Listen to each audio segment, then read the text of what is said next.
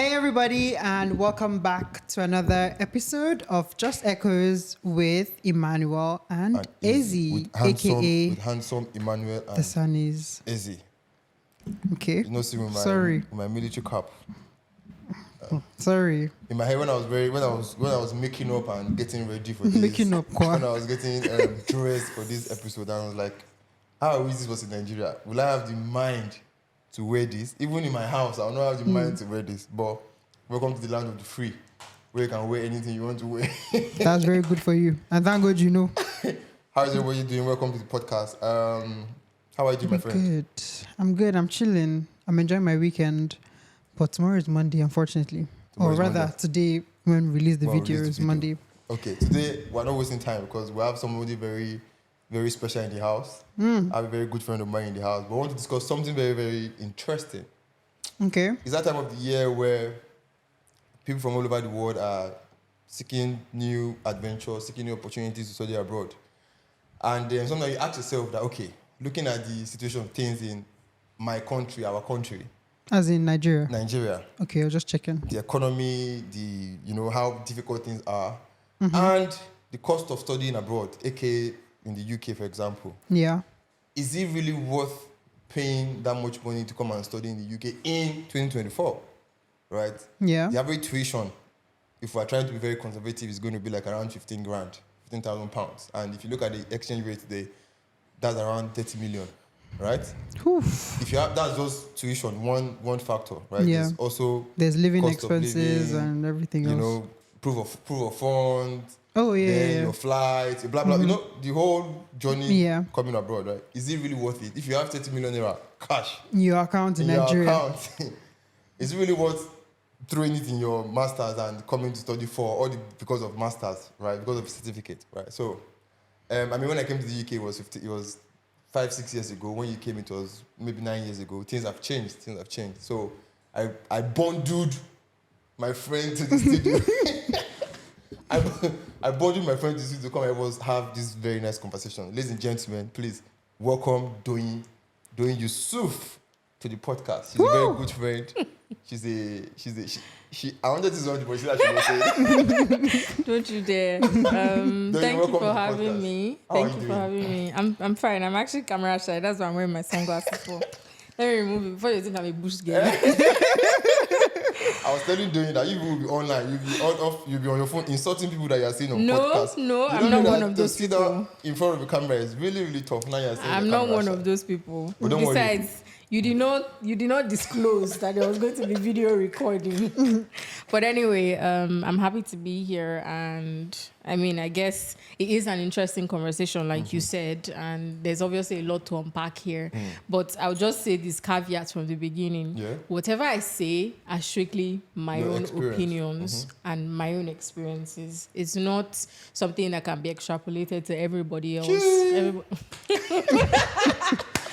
Everybody's experiences in living abroad are completely different. Yeah, I agree. Yeah. And it would strictly be my own point of view before people will come for When me. you'll be dragging you in the mud. like Tiger Generator. So I needed to put that out there, but okay. That's very Here good we because I'm are. sharing my experience as well. I'm sure the experience will be very similar because I came in for as a master's student as well. Izzy Chief, she has done a master's. She will definitely share experience, even if she has been here for a longer period. But first of all, right, how has it been? You've been here for how long? Let's count in months like the abroad people do. So I arrived in September and we're currently in July. So like 10 months. About 10 months. So how has it been? I don't know how excited you were when you're coming abroad. Oh, I'm coming for my master's. Oh yeah, I want to go and see Onyibo. I'm going to London.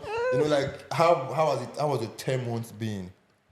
Okay, so right from the get-go, there wasn't much of an excitement. I don't know if it had something to do with age or just bare fact that I knew I was coming here for a specific purpose. So there was no excitement. Is it Oyinbo that we've never seen before? True. Oyinbo is not a strange thing. Plus, the UK itself is not so foreign.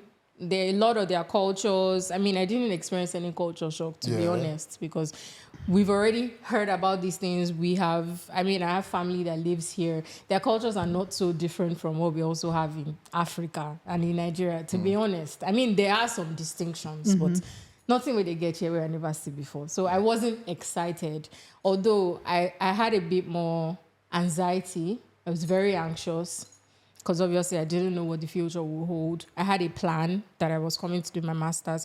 I'm still holding my job back in Nigeria, and I was going to be working full time. What I thought a master's degree would be like is not what it ended up being. First of all, I ended up in a class of like 100 students. I'm like, even in my undergrad class, there was no 100 of us. And then I realized that more than 80% of the population were international students. And not just international students, Indians. I mean, no shade to Indians. No shade to Indians. I have quite a few of them as friends. But I was a bit disappointed. The idea of what a master's class would be like. I mean, I've seen videos of people in their MBA classes, that prestigious universities.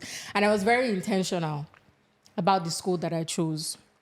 Aston is ranked one of the global business schools. So I knew if I was coming here, I had to be getting quality education. Now, the quality of the education, I feel it was a bit diluted because of the sheer number of people. Yeah. And when you have a class that large, there's always all sorts. Do you get?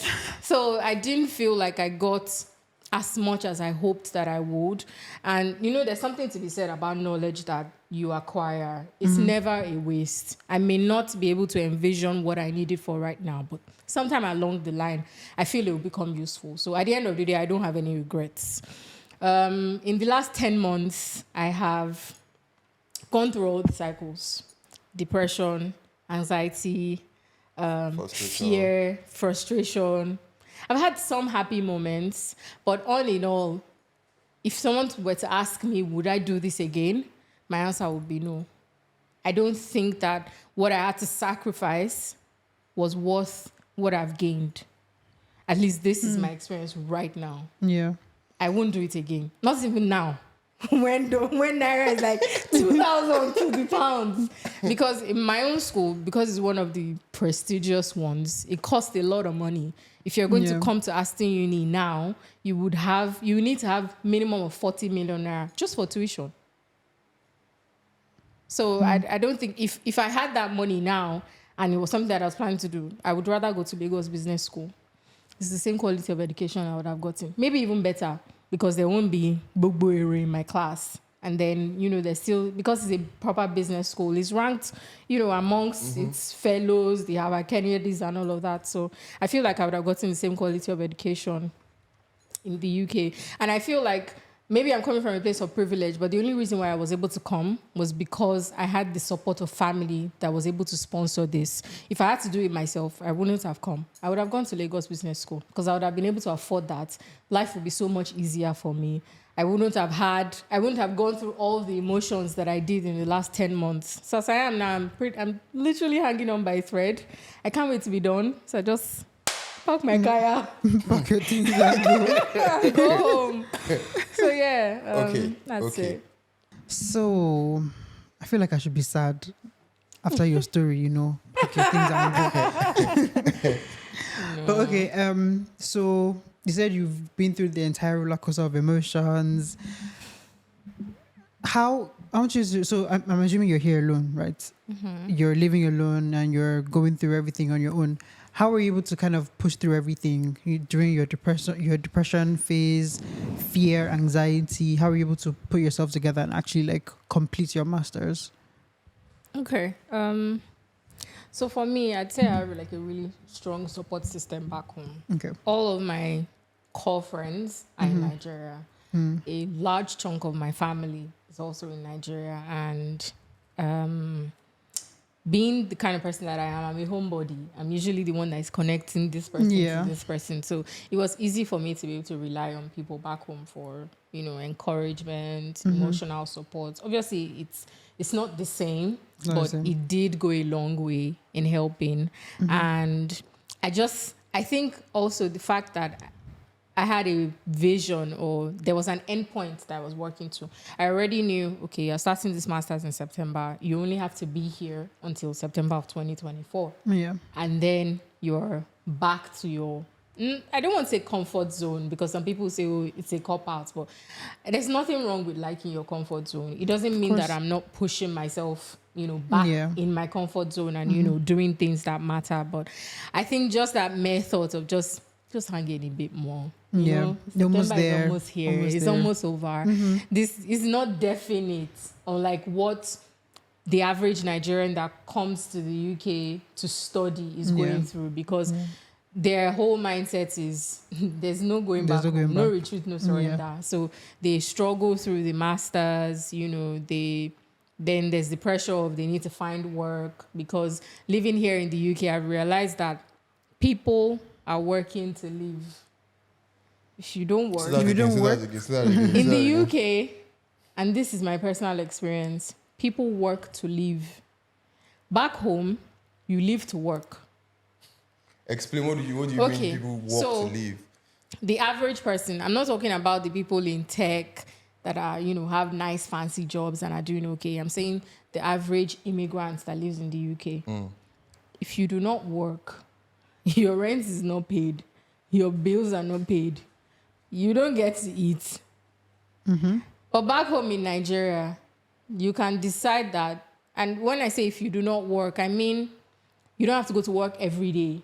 You don't have to be gainfully employed and like be doing like the best job ever for you to work, because there's a support system around. The country in itself is more is it communalist? I don't know if that's the right word, but we treasure communities. That's Nigeria, right? Yes, in Nigeria. But here in the UK, everybody's very individualistic. Every man for themselves. That's the way the country is set up. That's their culture. It's no fault to them, but that's the way that they are.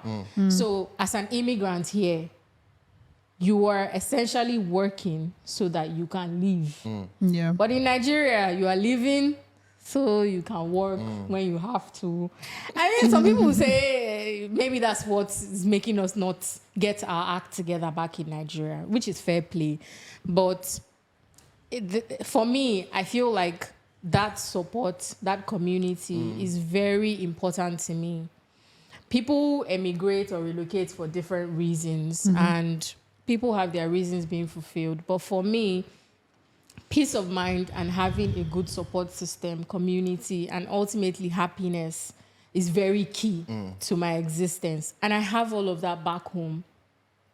This is not to say that it might not be better elsewhere, but my experience is right now, it hasn't been. It's been very lonely. It's been a struggle. There are days, let me give you one example. So in rubbish UK weather day, I had just gotten into the country. I had gotten an apartment then, so I was living with a cousin that I have here in Birmingham, and it was taking longer than expected to find an apartment, and I was just like, why does it have to be this stressful? They didn't want to rent to students. They wanted upfront payments, this, that. It was all very strange to me. Anyway, I eventually found an apartment, and then I had to go to my agent's office to get my key for all of that.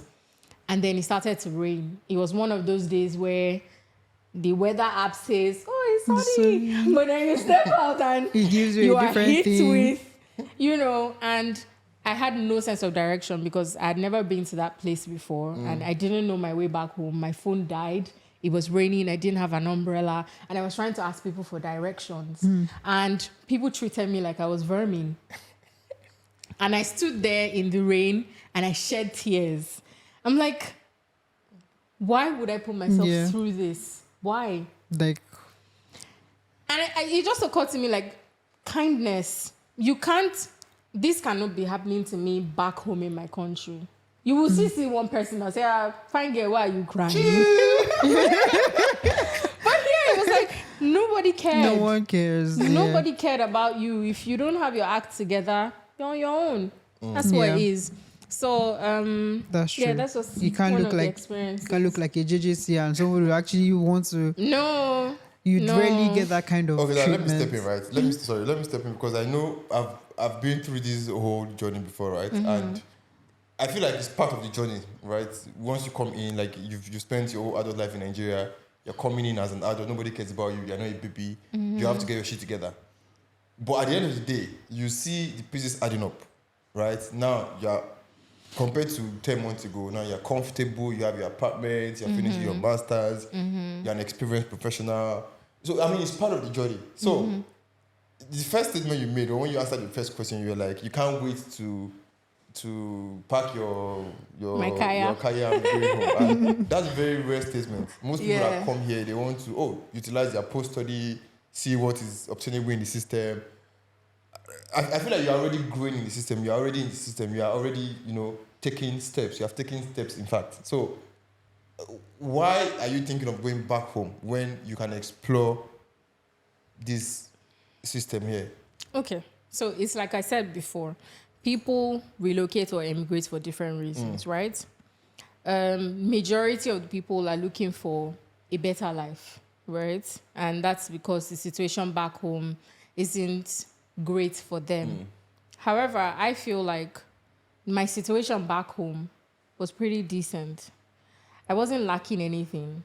There was nothing that I really wanted that I couldn't get. I'm not saying that I'm a trust fund baby. I'm not a trust fund baby. I had a pretty decent job. My job pays me well enough to be able to take care of myself, make sure that my bills are paid, make sure that anything that I wanted that was reasonable and, within my reach, I could get. I'm on a career trajectory that I can see. I work at a job where I'm valued, where I understand the values of that company. I truly believe in it. And I feel like I'm a part of something that is good, that is great, that has the potential to, really blow up and change things in Nigeria. Me going back to Nigeria is not for philanthropic reasons. I'm not one of those people that wants to go back home to go and change the country. No. I'm going back home because my entire life is back home. Like I said, all my core friends, the people that truly mean a lot to me are back home. My family is back home. I'm a very family-oriented person.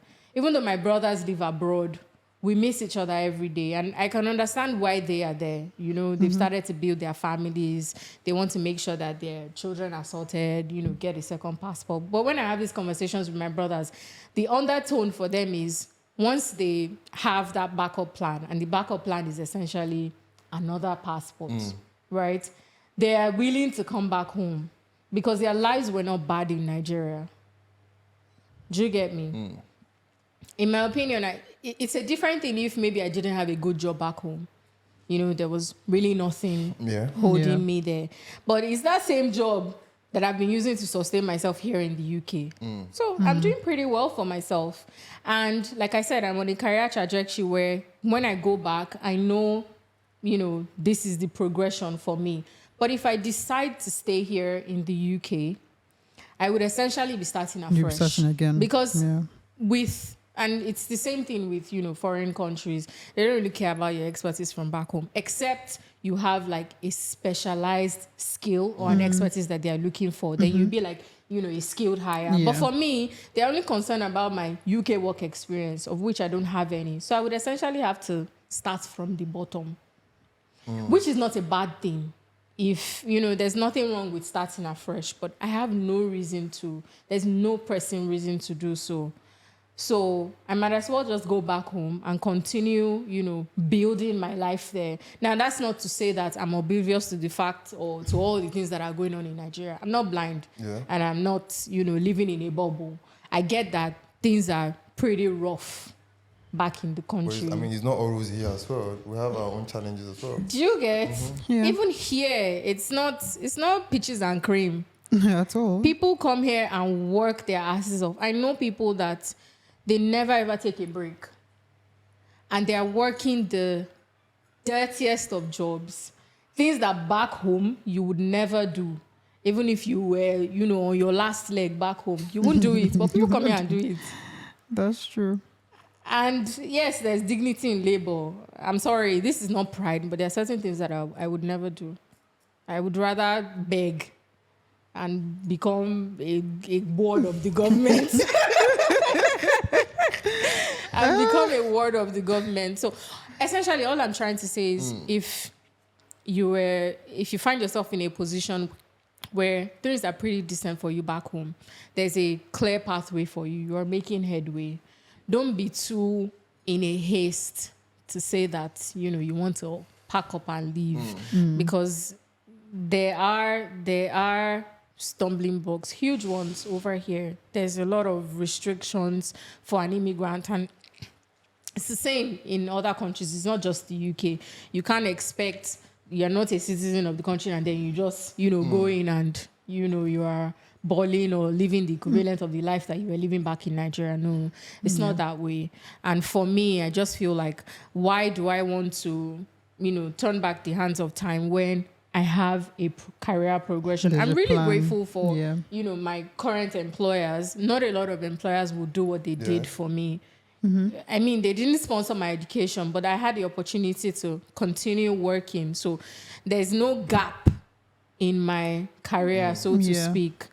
I am abreast of everything that is going on. They're still having conversations about my growth, my development in the company. So there's nothing tiny. I mean, so here. it's fair to say that your situation is different, is unique, because you are schooling, you are still working, you are still keeping your employment. You're still like, you're doing two things at the same time. So yeah, which is what made this degree a whole lot tougher, because work is very demanding, and the education as well. I mean, I'd been out of school I had like a 7-8 year gap. So it was a struggle to get back into that study mode. And then the style of education here is not what we're used to back in Nigeria. yeah, let's focus on that. Let's focus on that. I like the fact that you brought it up, right? Because Yeah. most people that come for masters, they have that gap, right? They're like OGs, old people. There's only a few people that finish like uni and jump straight to masters. Some people have worked 10 years, 11 years, and then come back to masters. Yeah. How difficult is it, considering the differences in the UK schooling system? It's tough, let me not lie to you. So I befriended a couple A of lecturer. older people. Oh my goodness. No. I befriended a couple of older people. So like I said, in my class, it was like a Gbogbo class, like over 100 of us, and they were all within, it was a very young population in my class, mostly because we were international students. And like I said, a good portion of them came from Asia and East Asia. So they were within the young Gen Z age group. So just a few of us were, closer to 30 and above 30. So those people that I've spoken to, and their experiences it's not easy.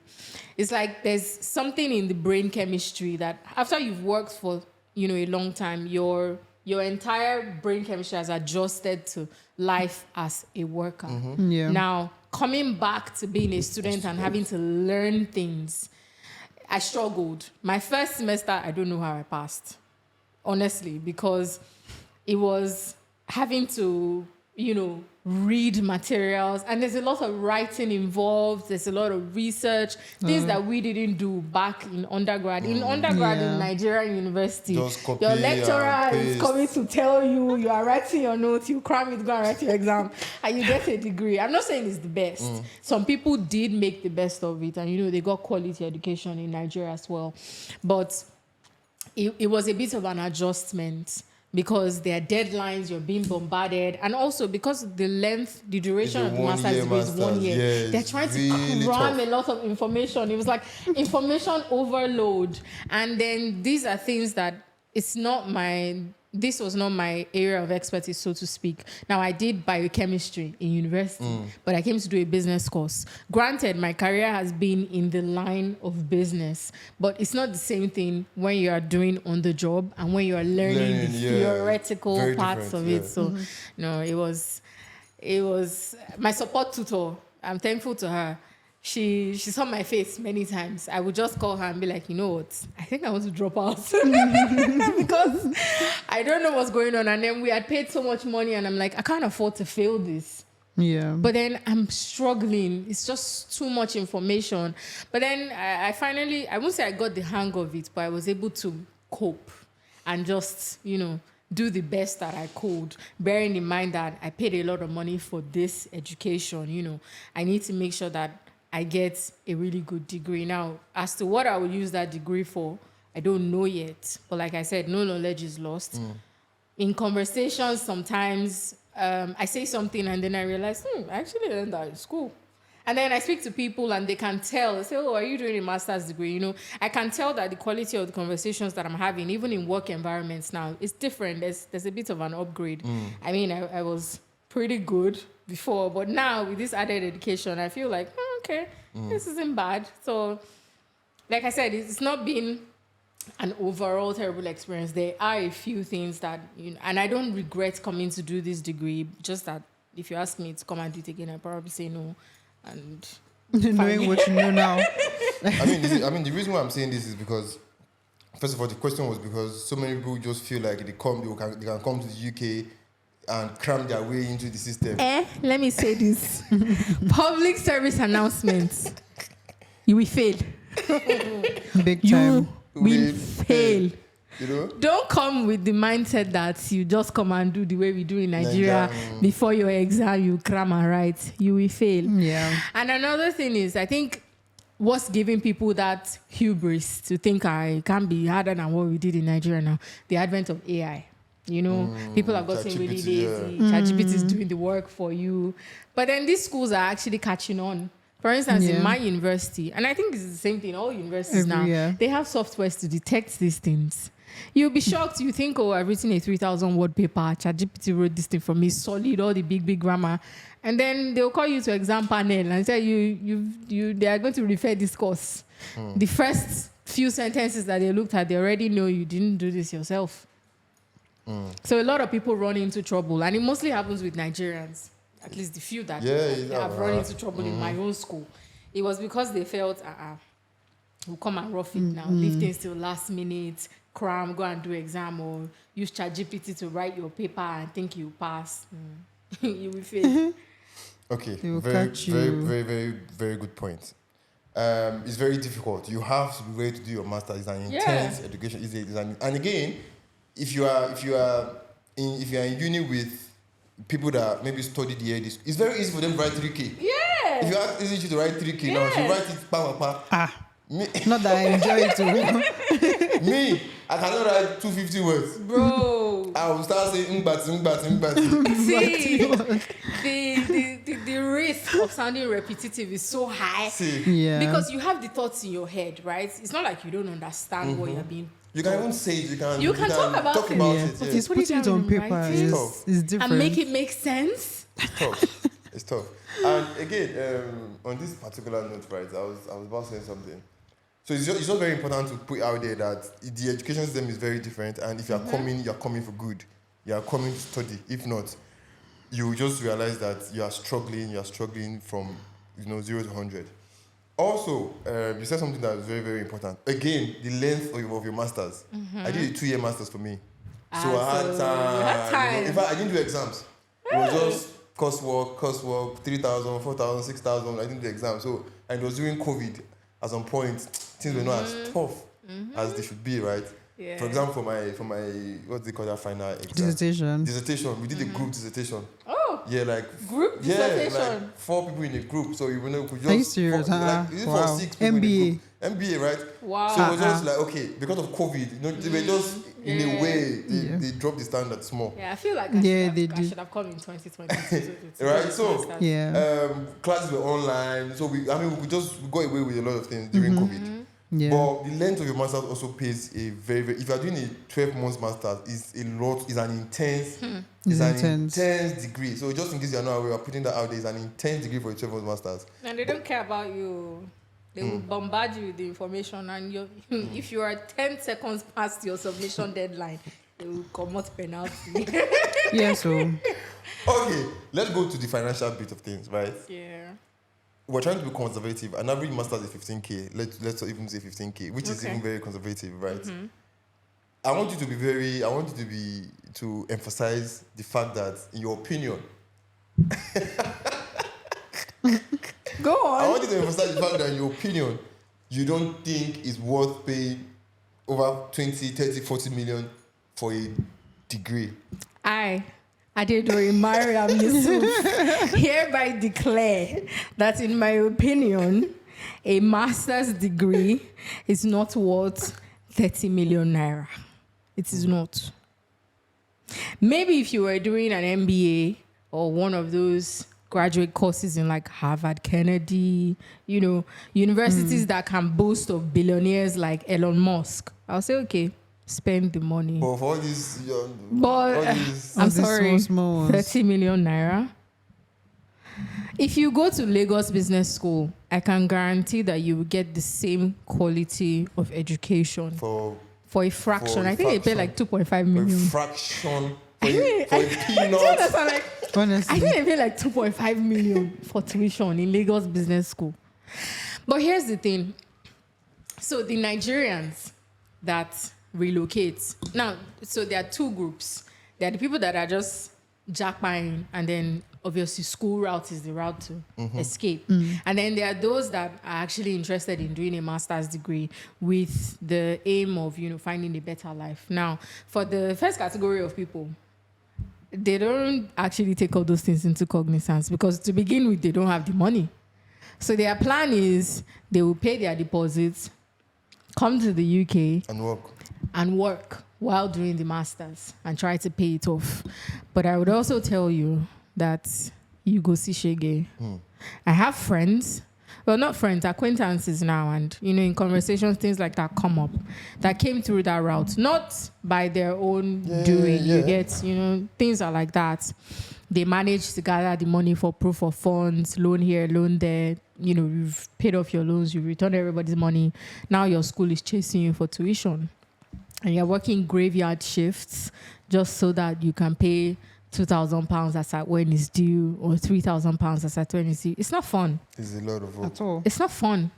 It's not. People think it's easy. It's not, because as a student, you're very limited with the kind of jobs that you can do. You would only do all the shitty jobs that the citizens don't want. If you're ready to work in a warehouse, standing 12 hours, by all means, come. They'll pay you £12 per hour. After your 12 hours, you make like £150, yeah?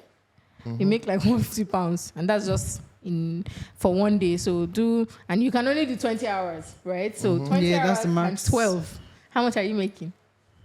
Let's say just over £200. Yeah, just about £200. Do you know how much work you would have to do to be able to pay £2,000, which is just a fraction, just like a tranche of your balance? And now, factor in the fact that there's still cost of living. Exactly. So this is you working for your tuition. Now you have to work to pay your rent. The cheapest rent that you could possibly pay, let's say you are living in shared apartments, one of the old houses, exactly, £300. Even to get that £300, that's almost 2 weeks of work. So what time do you get to do your actual study? What time do you get to actually, churn out those papers that you need to do? So you see Nigerians that have come that route, and it's no fun for them. But then they're adamant about, we go rough farm. Me, I'm not like that too. I feel like there's no reward for long suffering.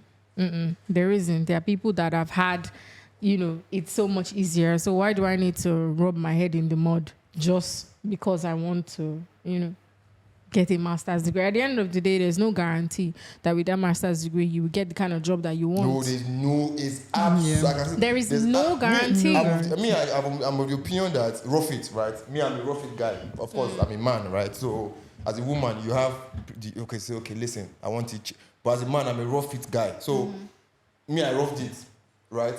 But one thing I can say is there's no guarantee that you even. I've gone for interviews and I said I have an MBA. I'm like, who cares if you have an MBA? Who cares if you have an MBA? So, in fact, your master is for you and your family. It's just for your pocket, too. It's for your pocket. I mean, there are certain career lines or certain skill sets that you have that is guaranteed that just give it a few months, you do well. If you're in tech, everybody's always looking for even tech, you don't need your masters. Even tech, right? You just need that experience. It's just the skills you need. Exactly. And mind you, the masters don't give you the skills. It doesn't. It's just theoretical it's just paper. knowledge. Very theoretical knowledge. Personal analysis. That is what you want to do masters. And then the category of those ones that are actually, interested in getting an education, that also waters down the value that they get from the masters. Because if you're working so hard just so that you can pay the fees and take care of yourself, what time do you actually have to learn? So it's a lose-lose situation. I would say to anybody, if you don't have that money cash down to pay, think about it 2-3 times before you decide to come, because it's not worth it. 40 million naira, 30 million naira, and that's just your tuition. Now, cost of living has steadily been on the rise in the UK. Constantly. I've only been here for 10 months and I have seen the change. Bro, tell me about it. I'm fighting my energy suppliers every day. Do you see? Bro. And, you know, when people say, oh, life is better abroad, and people mostly refer to the basic amenities that you get. You know, there's always light. You're not worrying about whether you have light, whether there's petrol. But I tell people, this light, is it free? Do you know how much work you will do to get the money to pay your energy bill? It's not free. The lights that we're talking about, I had lights back home because I invested in getting an inverter.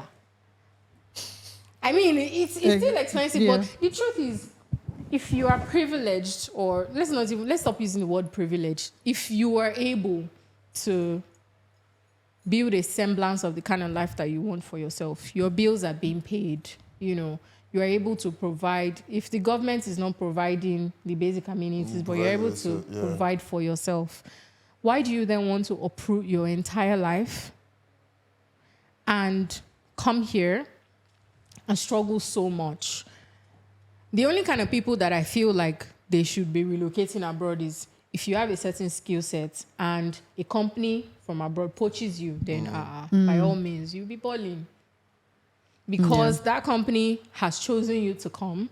They are probably sponsoring you. So you don't have the headache of thinking, my 2 years post-study visa will soon expire. I'm running helter-skelter. Or as a student, I need to gather 3. Meanwhile, they really put a one-up on us. So apparently, as of last year, paying for your post-study visa was about £8,400. Now it's 3K. £3,000. £3K for post-study. But for us, £3,000. Just so that I can get 2 years to stay in the country. And now employers, because I went to some career fairs that my school organized just to see what, you know, my skill set was worth out there.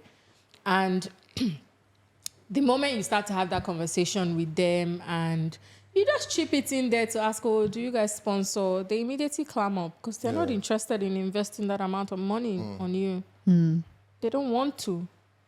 So you get your post-study visa, you save up, pay £3,000, get that 2 years, and then after your 2 years, if you're unlucky to not get an employer that can sponsor you for a really good job, that's it. You go back home or you relocate to another country. You can get support visa now. What support visa? Support. Carers, right? Bro, please. Yes, now. Please, now. Please. You get a carer visa now. Why? Please. Not for me. Not for me. And even in jobs like that, I've heard some horror stories that people have that, you know, certain agencies that decide to sponsor you and then it's like they're holding your life. That's another conversation in itself. That one is another conversation. It's like they're holding your life. I'm like, why? Of stories. Yeah, that's another conversation. In fact, people that came in as carers or whatever, they are here, no shifts, no work. Do you get? Now they are not even paying their employers to pay home, you know, to pay tasks so that they are working. It's crazy. It's another conversation in itself, right? But I mean, these are very valuable information we're dishing out, right? I mean, like Doyin said from the beginning, this is our own opinion, our experiences, right? For me, still real though. But it's still very real. And the truth of the matter is, it is really, really tough. So we must put it out there that it's tough. Forget what pictures you are seeing on Instagram. And people, honestly, on my own Instagram, there's no picture. Forget what you are seeing on Instagram. Forget London Bridge. Forget people wearing jackets. It is war. It's no beans. It's not beans. It's a game of numbers. You're constantly in flight mode. I think what they call that in fight or flight. I don't know which one it is, but you're constantly in survival mode. And I think for me, that was that was the thing that really stuck out for me, that I cannot live a life where I'm constantly, looking over my shoulder. I'm anxious all the time. Okay, let me ask you a question. Have you worked in this UK? No, I haven't. So you've not you've not earned money? I haven't. Uh-uh. That's why I said. Your job. Okay. Do you get? But then that's not for lack of trying. No, I did try to find jobs. I formatted my CV to match the UK, this, that. But then a couple of interviews that I did, they would ask, do you have any experience working here? And I'm like, I'm a student.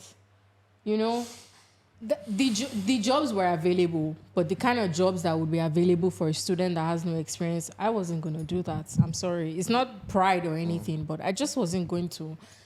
What kind of It jobs? would have taken my life. Okay, like very like hardcore support jobs, work and Either support security or working in a warehouse. If I see you as a security woman, I'll be like, okay. I'm safe. I'm in safe hands. Yeah, I'm in safe hands. They'll carry someone. They'll carry those graveyard shifts. I couldn't. I knew there was no point deceiving myself. I couldn't. One of two things would have happened. I would have either failed my master's degree, or I would have just completely burnt out. So both work and my master's would suffer. But there was no way I was going to juggle those three balls. Okay, so I feel like we can keep going. So, well, for you now, in conclusion, right? You've made up your mind to say, okay, based off of where you were back home and how you've seen your career, the opportunities that you have back home, that you see, your job, your family. Let's talk about loneliness for a minute, right?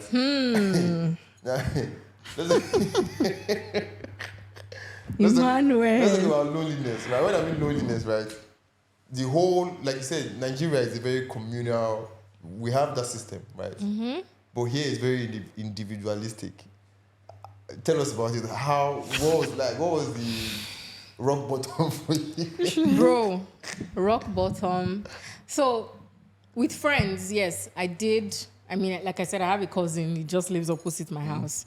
But he's a couch potato, almost like a recluse. Doesn't like to do anything. All he does is just work and just stay indoors. He's a couch potato. What did he say now? Couch potato. What does that mean?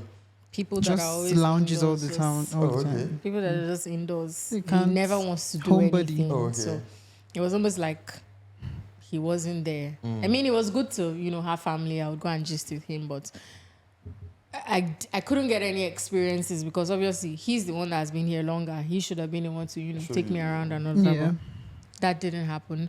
I have a flatmate. We're actually family friends. We came together. But then, you know how it is with... So we were raised together, but then when we were at the core age to make our friendships, we weren't in the same space. So we weren't friends per se. Family friends are different from friends. So I had my people, you get, and they're back home.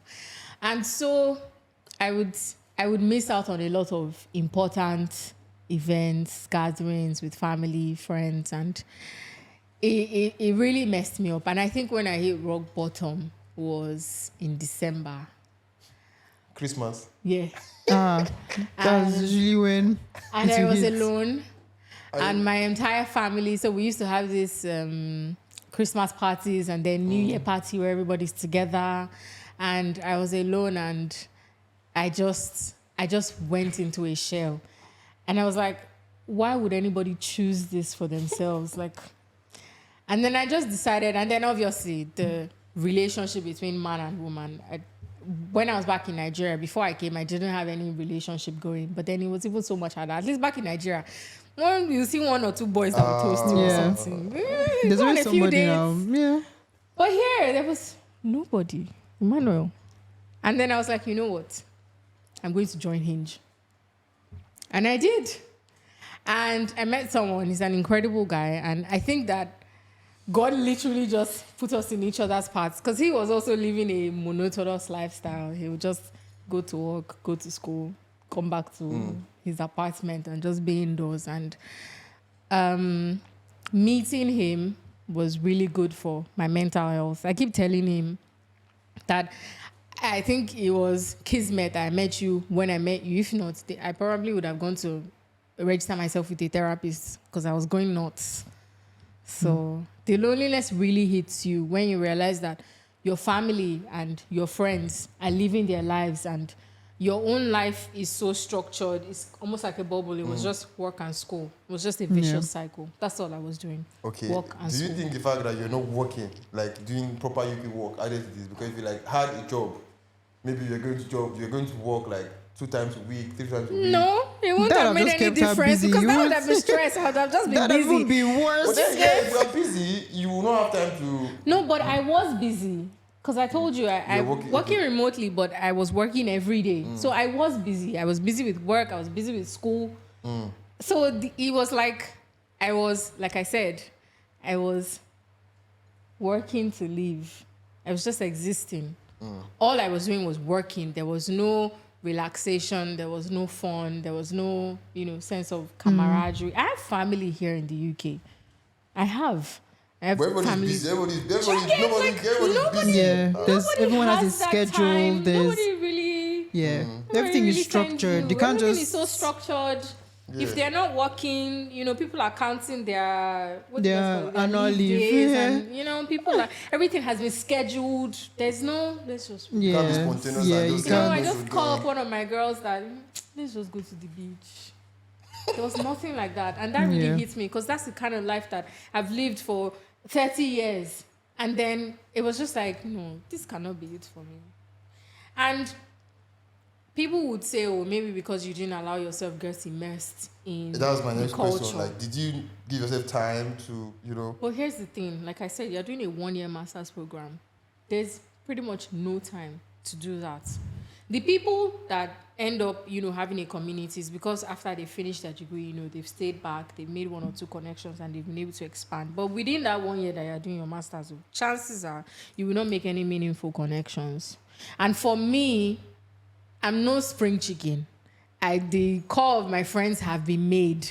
I don't think I have that bandwidth to it's make any difficult to even new make friends. It's You difficult guys to make are friends. now. adults. It's difficult Yeah. to make friends. It's, now. it's really difficult. you're, yeah. It's not easy. you're very wary of people because people can be terrible. Yeah. You're wary of people's intentions. You also don't want to rub You have to people be off very on the careful, wrong yeah. way. Yeah. And the Nigerians that I was meeting are all for they go die for here, like everybody taton sibe. But me, when I just let it slip that I'm going back home, they start to look at me in a certain way. Maybe they think I'm one governor's child, and I'm like, please, I'm nobody. I'm not even in any way, related to the government. But then they cannot understand that mindset, so it's hard to have a conversation with them. They just feel like, oh, this one that is going back home, she's probably one minister's daughter, or she's, there's something really good going on for her. I'm not denying that I have something good back home, but it's not as great as people think it is. Yeah. But that's me. That level of contentment and having a vision, knowing what it is that I want, is clear for me. But if you have conversations with people like that, you can't really. You find it very difficult, Yeah. right? You I mean, get- that's one of the things that really got me into this whole, okay, let me bring you into the podcast because you're very certain that, listen, Emmanuel, I can't wait to finish my master's and rush back to Lagos. Have you Yeah. considered the Lagos traffic? Bro, Anyways, 3 months ago, traffic is not a problem. Please don't mind me. 3 months ago, we had this conversation on this podcast. That, is it difficult to find a relationship in the UK or is it difficult back home? I think it's harder here. Okay. It's harder here because just like you said, everybody's, me, I need to make it here. Yeah. There's no time for... Everyone has a mission. You get everyone has a mission and everyone has an agenda, so it's hard to find really genuine people, especially for. So it also depends on the dating circle, right?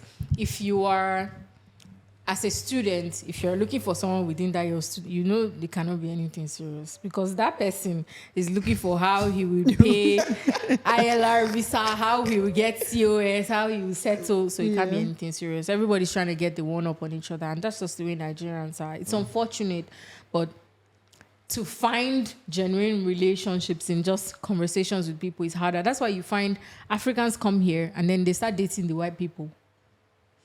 Especially the guys. Because they're more either They are settled more or they're more open-minded. open. Yeah. They are settled, even apart from, trying to use them as a means to an end. It's refreshing to have a conversation or a relationship with someone that is not on the same fight or flight mode as you are. It's like this kind of person Like is. opposite words, like opposite Do you words. get Yeah. like Different, yeah. there's a sense of peace and calm that you can feed from them. But if you're relating with the average Nigerian that you people are in the same hustle, it's hard. It's negative plus negative. Do you understand?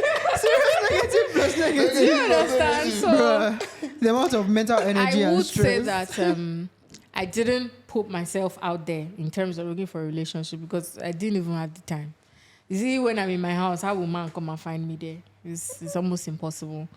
But then there are people that have found, really good relationships for themselves. Maybe people that have been here for longer, like people like yourself. And if I had met someone that had been here like for a longer period of time, and maybe we had met in like a pub or something, obviously you have to go out. It's just the same thing. Yeah, do you socialize? everywhere? That's You my have next to question. Do you socialize? socialize. I didn't have a social life. I don't think there was time for that. There was no time. Like everything has been cramped in 10 months. That Exactly. How much can you possibly do? Like, think about your life in the last 10 months since September. How much have you actually done? There was Okay. no time. Do you think now? Let me try and be. We'll finish up now, right? It's been a long conversation. I hope everybody's enjoying this conversation. But do you think you want to give yourself? Let's finish your masters, right? Do you want to give yourself 1 year to enjoy the UK? Because the UK is a very beautiful place. Have you been to London before? Yeah, I have. I have friends that have been in this UK for 6 years. They've never been. visited. It's walk. See, that's what I'm saying. That's what I'm saying. Yeah, do you want to give yourself? Let's even say 6 months. I don't have the luxury of that time. So, like I said, my intention coming to the UK was clear. I was going to do a 1 year master's and go back what to if work. you get a job today? Have you ever considered, okay, what if I get a job? What will it take you to live in the UK, stay in the UK? £90,000 gross. Oh, gross, 90. It's 90. possible I said now. 90, not 20. 90, 90. yeah, 90, Yeah, gross, 90. not net. Gross. Well, net. No, it can't be. It can't be reality. Let's really find out one. Okay, No, but aside the money, let's be serious because you get to a certain point in your life where money is not everything. Yeah. Money is very important. Very important, But when I you're agree. talking about, career-wise, picture. the big picture, it's not the money that really, really matters because there are certain jobs that you would do. They're paying you a lot of money, but it's so unfulfilling and you are so depressed. You are so unmotivated. You're just living life like a robot. Day in, day out, you are doing the same thing. It's a vicious cycle. Yes, you are making a lot of money, but then you realize that you don't even have the zeal to spend that money on things that you enjoy doing because your job has pretty much sucked out the joy. So for me, it would be a combination of the kind of career path or the kind of level that I would enter in. I don't want to go back and start from grassroots. No. The experience that I've gathered so far, little as it may be, I know that there are certain levels that I'm qualified for. And the unfortunate thing is with this master's degree that I've gotten, I would have to start from the bottom in the UK here. So if I do find an employer that wants to hire me as a skilled hire, that's something that I'll consider. As a skilled hire in the energy industry, because I intend to build my career in the energy industry, which is what I'm doing back home. So if I find an employer that would employ me as a skilled hire in the energy industry and pay me some really good money, then it would be something that I would consider. Like I said, I'm not oblivious to what's going on back home.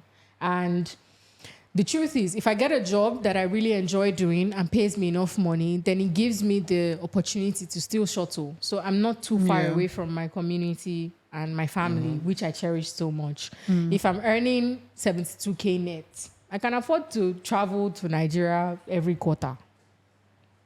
Yeah. That's if I'm earning that money and I'm not doing past myself. Because that's another thing. Yeah. People forget to cut their coat according to their First of all, to size. earn 72K net, you have to be earning gross of Like 90, 100. No. Probably no, even more. Like You have to 120. be earning As people are What's talking, the I don't even know which one the gross and net is. gross First is, of all.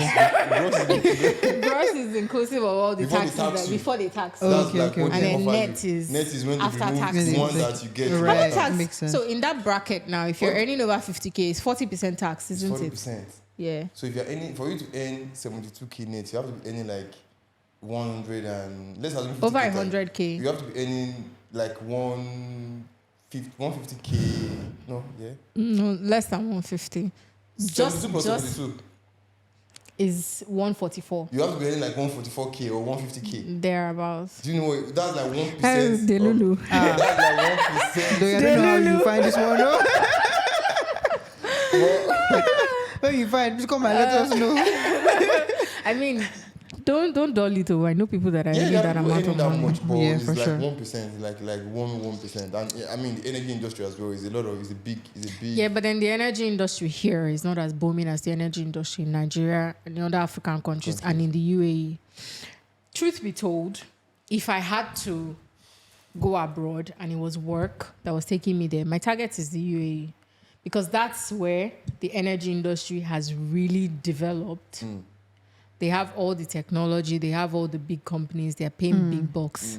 It's untaxed money. And untaxed money. Yeah, on tax, that's true. So that's in the UK, my you work that's for the my tax aim. man. In the UK, you work for the tax man. Even at 40K, 50K. I can't imagine. It peppers my You're working for body. the tax man, right? Because like you look at your pay slip, okay, you're making 60K, yeah, that's decent. But then When you're you see only your taking pay home check 36. Do you understand? Out of 60, I'm like- it's really depressing. terrible. We've discussed it many times. I've gotten to Yeah. the point where I'm like, I think I'd rather not- not know how much I'm earning gross and they should just be paying them. It's Because not- if I knew and I know that significant chunk of my money is going to the when you see your government. pay slip and you see gross 5K pounds and you see what you are earning as 3,002, like from 5K, Hey. what you're getting is like 3,002, 3,001. It's Bro. like, why? So It's it's just, intense. when you consider the whole picture, sometimes you get to a point where, I've said it on this podcast multiple times, that listen, personally, I'm getting to the point where I'm like, you see what, this is like a system. It's like, and I'm seeing the ceiling already. I've seen people that have been here 10 years, 20 years, and I've seen how their lives is very structured. I'm like, Do you do I understand? really Like, want to live like this, right? So, coming to the abroad is very interesting. It opens your eyes. it does. It opens It your does. eyes. There's You're no doubt exposed about to, that. You're exposed to a lot. You meet amazing people.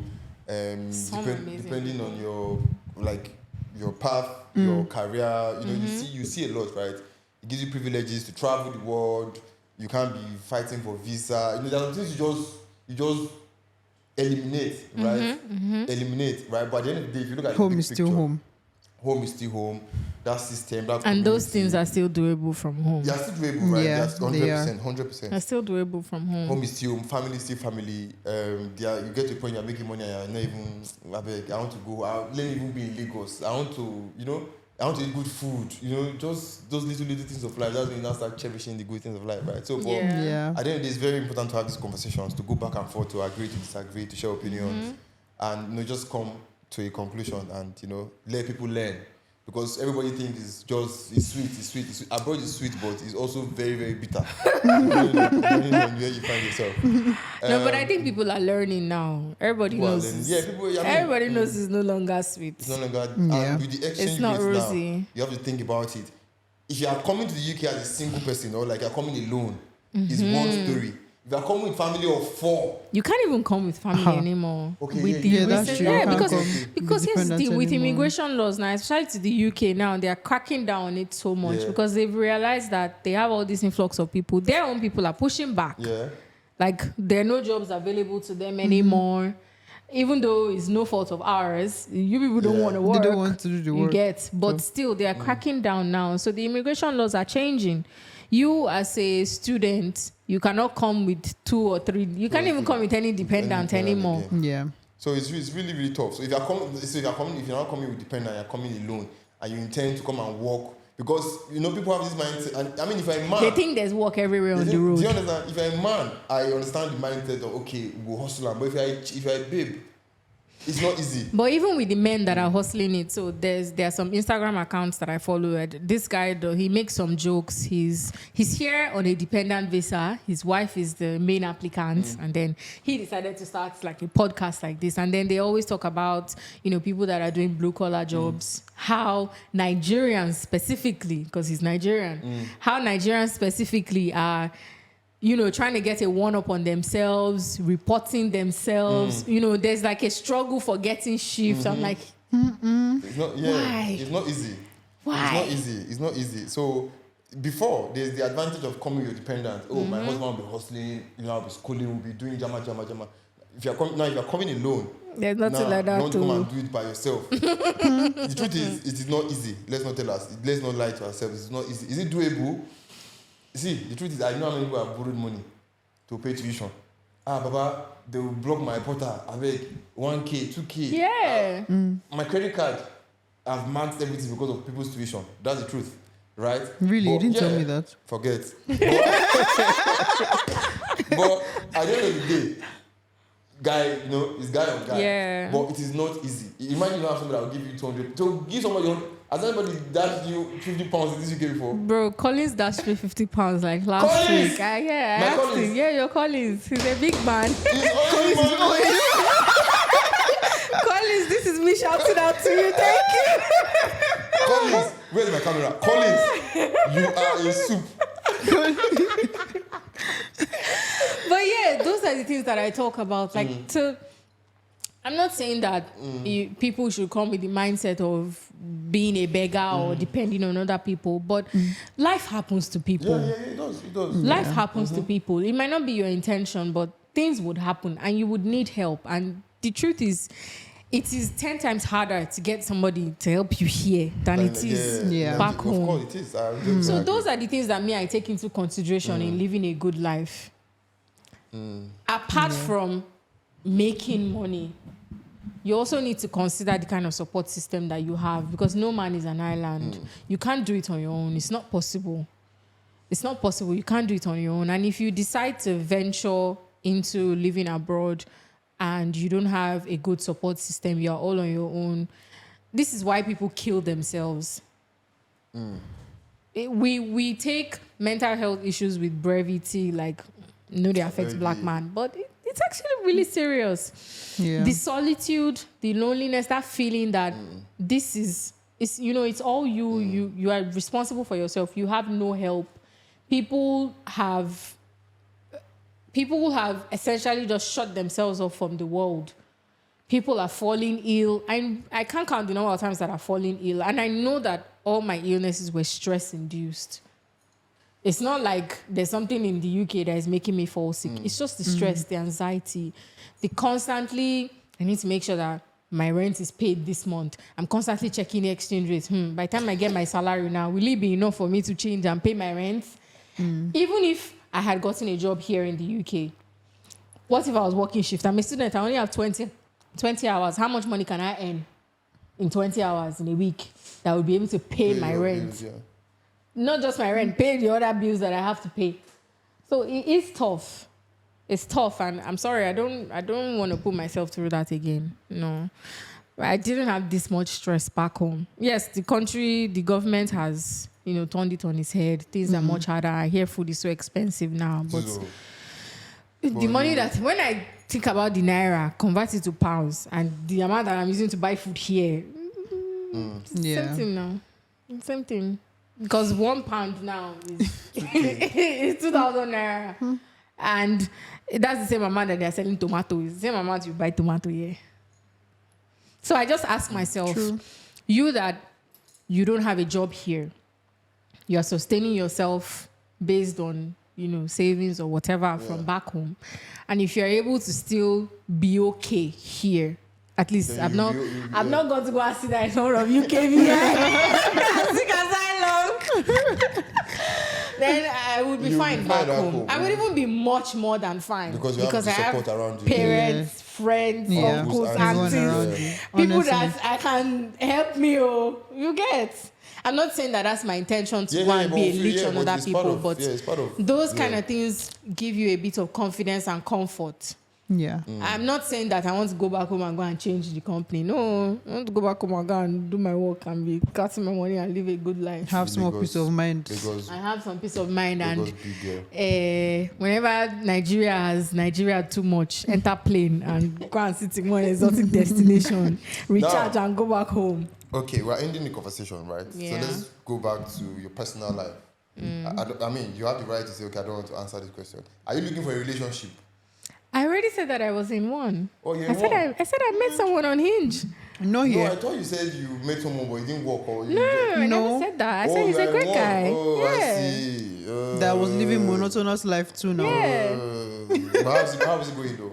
It's going pretty well. We'll see. We'll see what the future holds. Is he Nigerian? Would you Yeah, want to he go back is. to Nigeria as well? He's not going back. So there lies the conundrum. Hey, that's the conundrum. But we'll see. We'll see. Okay, I'm sure it's been an interesting conversation. I'm sure you've enjoyed I yourself. hope he doesn't see this video. What did you say? I hope he doesn't see this video. If you don't share it, you won't see. We're not that big. I hope you enjoyed yourself. I did. Thank you very much for being for sharing your experience, right? Yeah, I mean, some people thank you hold for back, but I felt having like you're just letting it out. There's You're no need now. just letting There's it no out. need to hide True, it, it's no Abi. need to hide. So I hope you guys enjoyed this conversation.